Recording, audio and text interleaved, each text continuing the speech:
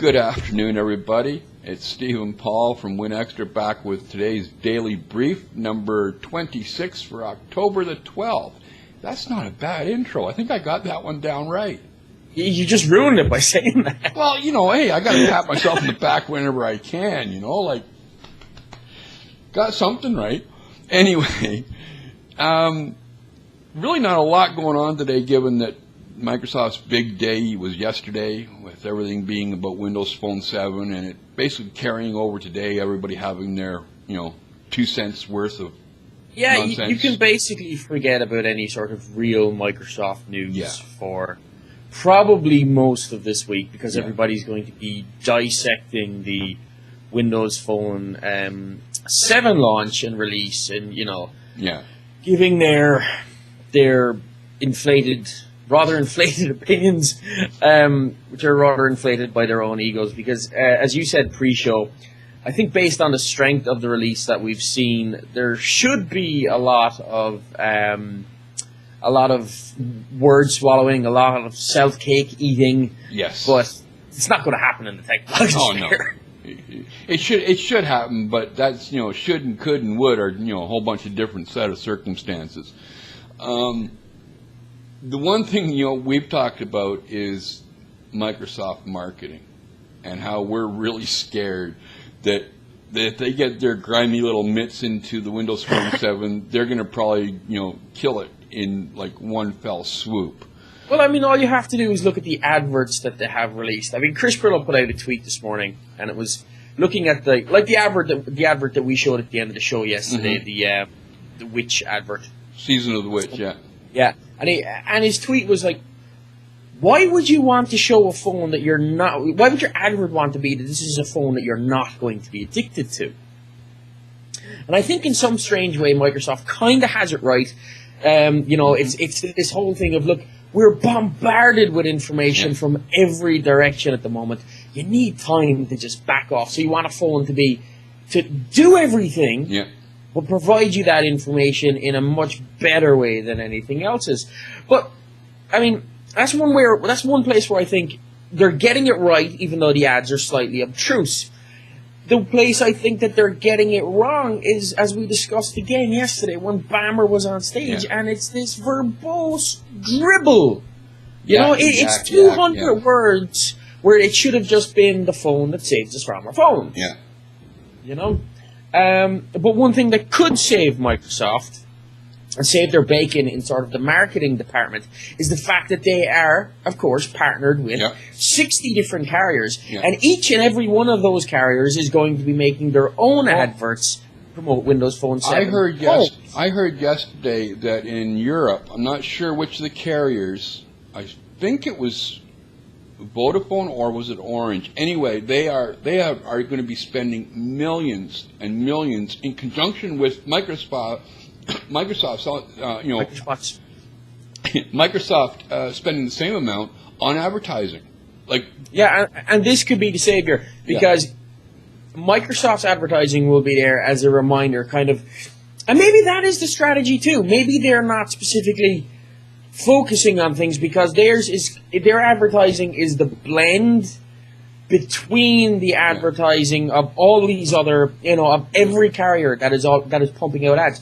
Like today, we got a chance to look at the LG ads for the Optimus 7 and the 7Q, and they take a very different approach. They're like animated comics.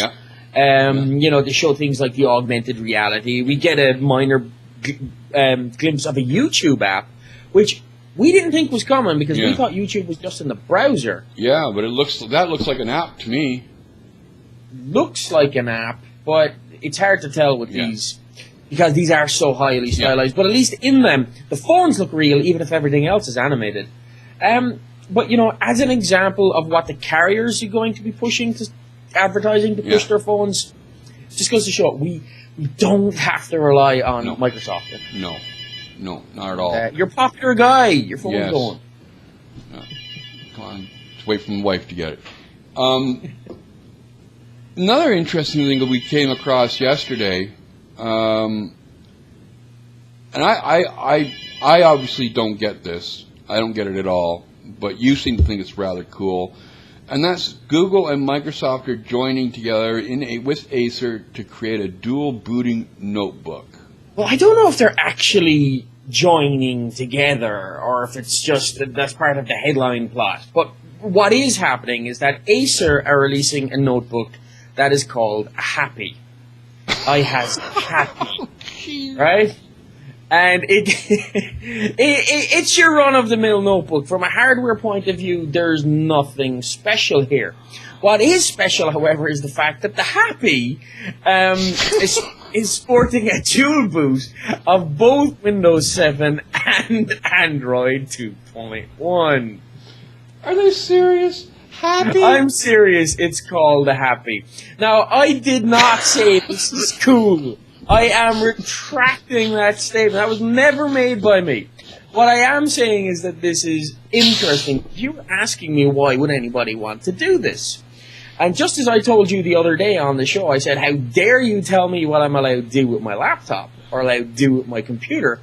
This is about giving people the supposed best of both worlds. You get your Tonka Toy Entertainment Happy device that you want out of a netbook, and you get the ability to be productive inside Windows 7, which is more what I want. Whether or not I buy one of these things is another question altogether. I don't think I could see myself,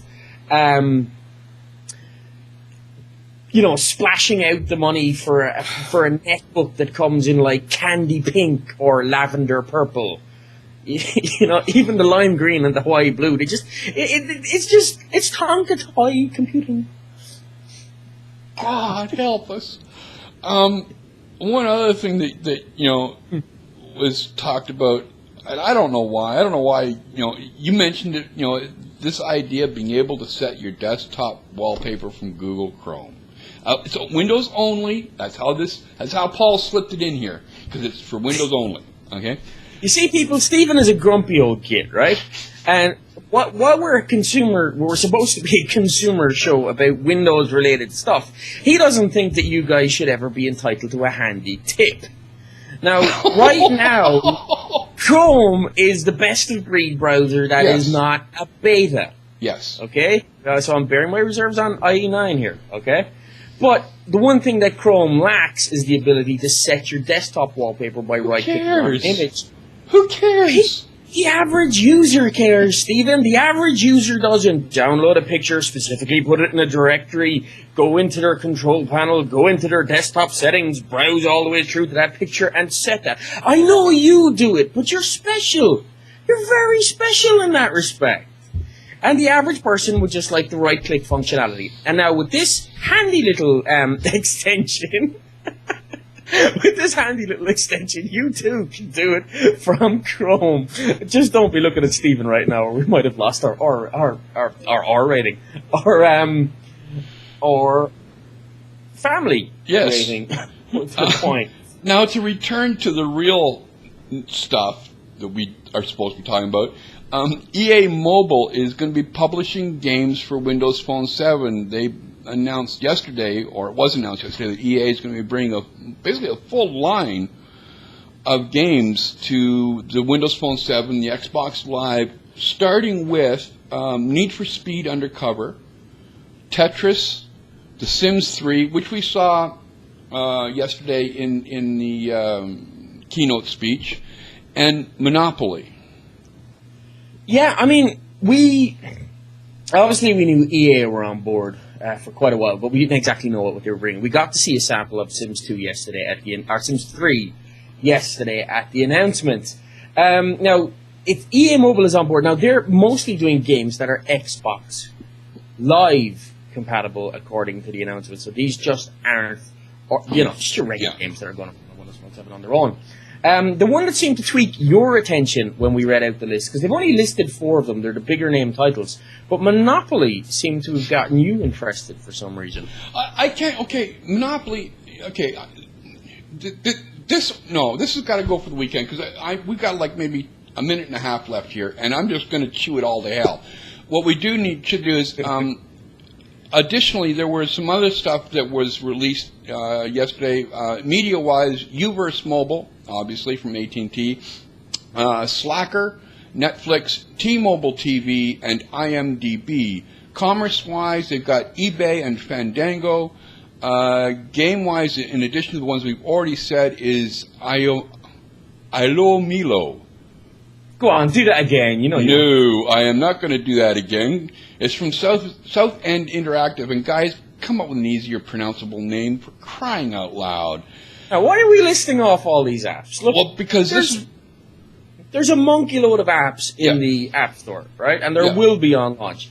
But the fact of the matter is that all the big guns are covered, from Twitter to eBay to Fandango, and the ones that are showing off in that post are just the ones that you're most likely to end up using because they're currently probably So this idea that they needed 100,000 or 200,000 apps to be able to launch with is crap. All right, they've got the major ones. They've got the ones that are going to be, get everybody excited. And so just shut up with that argument. Okay, does Stephen have a cranky now because I told him he couldn't have a Tonka toy? Folks, you know what? I'm going to call this show to an end before Stephen tries to reach through the screen and grab me.